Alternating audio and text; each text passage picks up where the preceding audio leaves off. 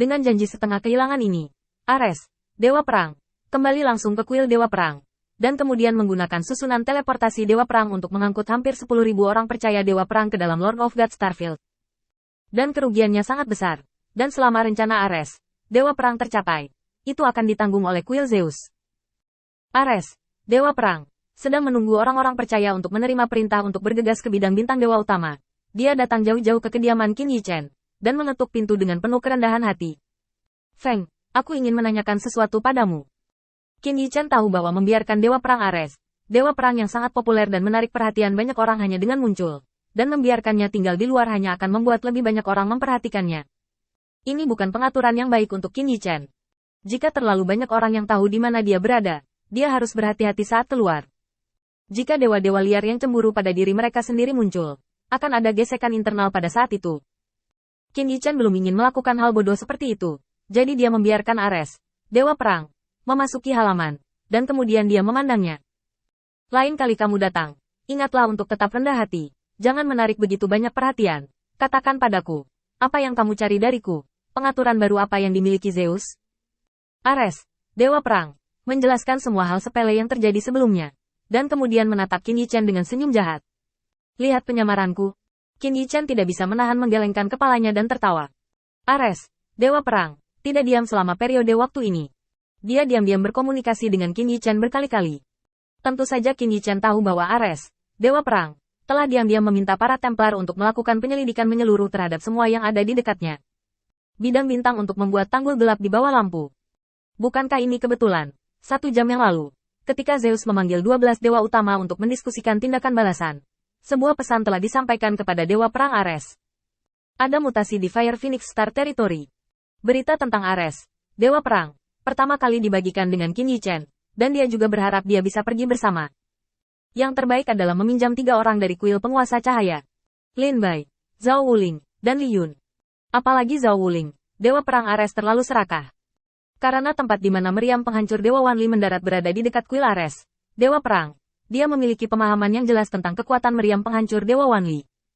Selain ingin meminjam orang, Ares, sang Dewa Perang, juga ingin meminjam cetak biru dari meriam Wanli. Cetak biru pasti akan dikembalikan secara keseluruhan. Adapun apakah akan ada lebih banyak hal aneh di kuil Dewa Pertempuran, itu masalah lain. Qin Yichen melambaikan tangannya langsung ke permintaan Ares, Dewa Perang. Tidak mungkin, ketiga orang ini tidak akan pernah meminjamkanmu. Areston, Dewa Perang, bodoh ketika dia dengan jelas mengajukan kondisi yang cukup menguntungkan. Mengapa Feng masih menolak untuk setuju? Tepat ketika Ares, Dewa Perang, bingung, mata tertutup Qin Yichen sedikit retak, dan dia melirik Ares, Dewa Perang. Apakah kamu tidak tahu cara menaikkan harga? Dewa Perang Ariston sangat gembira. Kamu berkata. Qin Yichen berbicara setelah keheningan singkat. Ini sangat sederhana.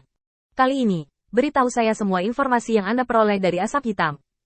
Jika tidak, bahkan jika para dewa datang, mereka tidak akan dapat meminjam 3 orang ini. Dewa Perang Ariston menyala. Bisakah Anda meminjam 3 orang ini hanya dengan berbagi informasi?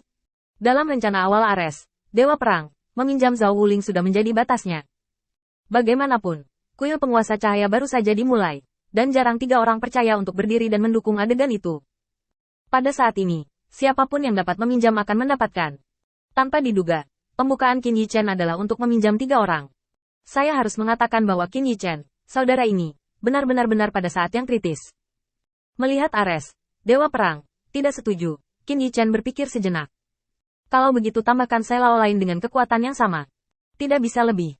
Aku masih menjelajahi Thundercloud Starfield di kuil Light Lord, dan aku tidak bisa memberitahu terlalu banyak orang. Ares, Dewa Perang, dengan cepat meraih tangan Qin Yichen. Cukup sudah cukup. Jika kamu berbicara tentang beberapa orang lagi, aku tidak akan berani meminjamnya. Qin Yichen sedikit mengernyit ketika Ares, Dewa Perang, memanggil dengan gembira. Wilayah bintang Phoenix Api tidak jauh dari wilayah bintang Dewa Utama, tetapi hanya berjarak 3 atau 5 wilayah bintang. Berkumpul dalam jarak sedekat itu mungkin ingin mengalahkan Olympus dalam satu gerakan. Mereka yang dapat membuat pengaturan ini harus agak percaya diri. Jika tidak, setelah meluncurkan serangan, mereka bahkan tidak akan bisa mundur. Apalagi, setelah dikepung, itu pasti akan menjadi pertarungan yang sulit dan pertarungan yang mematikan.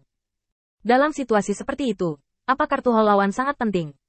Alasan mengapa Qin Yichen mengirim 4 orang untuk berpartisipasi adalah untuk membiarkan mereka menjelajahi informasi di sepanjang jalan, Jika lawan adalah langkah besar untuk menghancurkan dunia, lebih tepat untuk melarikan diri sesegera mungkin. Kuil penguasa cahaya saat ini tidak memenuhi syarat untuk berpartisipasi dalam pertempuran tingkat ini, dan bahkan tidak memenuhi syarat untuk melihatnya.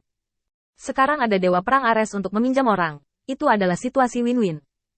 Ares, Dewa Perang, dapat meminjam 4 orang kuat yang dekat dengan Templar, dan Qin Yichen dapat memperoleh informasi yang diinginkannya. Ini adalah win-win. Adapun transaksi ini, ada juga barang-barang yang dikirim oleh Ares, Dewa Perang. Qin Yichen merasa bahwa dia mendapat lebih banyak. Tidak lama kemudian, Ares, Dewa Perang, pergi bersama mereka bertiga. Sebelum pergi, dia tidak lupa untuk memarahi Qin Yichen. Kamu belum menjawabku barusan. Aku berbicara dengan Zeus selama lebih dari setengah jam. Bagaimana dengan setengah dari sumber daya sebagai gantinya? Qin Yichen menggelengkan kepalanya dan tertawa. Kalau saya akan meminta lebih dari 90%. Lebih baik membuat masalah ini kuning. Qin Yichen memandang Ares, Dewa Perang dengan ringan, sudut mulutnya sedikit terangkat. Kamu ingin puas dengan setengah pencapaian. Ini sepertinya bukan gayamu yang biasa. Pokoknya, hasil akhirnya sama, kamu pasti menang.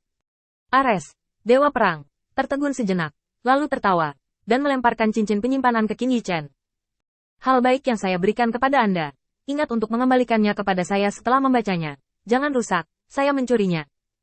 Qin Yichen melihat cincin penyimpanan di tangannya secara tak terduga, dan kesadarannya menembus ke dalamnya. Segera, informasi yang tak terhitung jumlahnya membanjiri pikirannya, dan jumlahnya sangat besar sehingga bahkan Qin Yichen tidak dapat menangani begitu banyak informasi dalam waktu singkat. Dia dengan cepat memutuskan sambungan, dan menatap Ares, Dewa Perang yang berada jauh. Sudut mulutnya sedikit terangkat. Sepertinya saudara ini tidak membayar apa-apa. Informasi yang disimpan di cincin penyimpanan adalah semua hal yang berkaitan dengan bola yin yang Dao. Ares, Dewa Perang, dapat dianggap disengaja jika orang dapat menemukan benda ini. Setelah kemunculan Sai Lao yang tiba-tiba, Ares, Dewa Perang, tidak terkejut dan berkata kepada keempatnya. Aku meminjammu dari Feng Shui.